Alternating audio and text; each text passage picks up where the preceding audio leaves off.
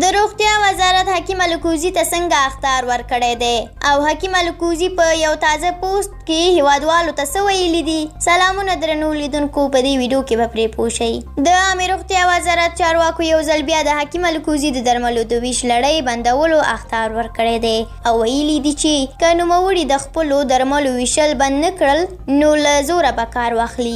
د معلوماتو د مخې د عامه روغتیا وزارت چارواکو ویلي دي چې دوی حکیم الکوزي ته د فعالیت جواز نه دی ورکړی او هغه غیر قانوني فعالیت کوي. دوی زیاته کړې ده که حکیم الکوزي د درملو د ویشلو لړۍ ونه دروله نو د امنیتي ځواکونو په مرسته به د نوموړي فعالیت ودروي.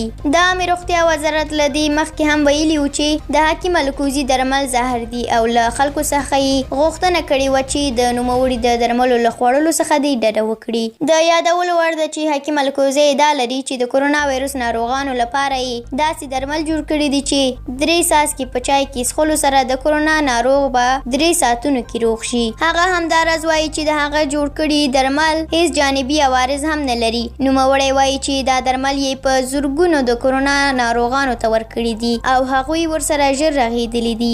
خو دا په داسې حال کې ده چې تازه حکیم الکوزي لخوا په یو فیسبوک پوسټ کې خبر ورکړل شوی چې دوی به د درملو ویش پیل کوي.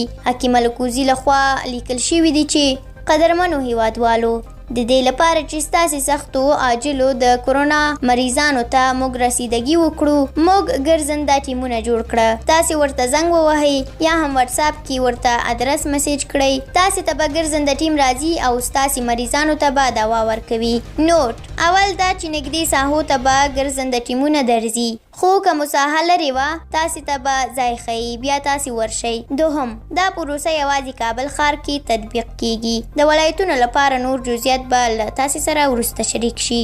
دریم: د ځان سره شین چای باید ولرئ ځکه دوا د شین چای سره خوړل کیږي. په درنښت. هغه په خپل پوسټ کې همدا شمیرې لیکلي دي چې تاسو ته په سکرین ښکاري. درنو لیدونکو، ډیره مننه چې ویډیو م تر اخره ولیدله. د لا ډیرو ویډیوګانو د لیدلو لپاره زموږ یوټیوب چینل سبسکرایب کړئ. تر بلې ویډیو الله مو مل شه.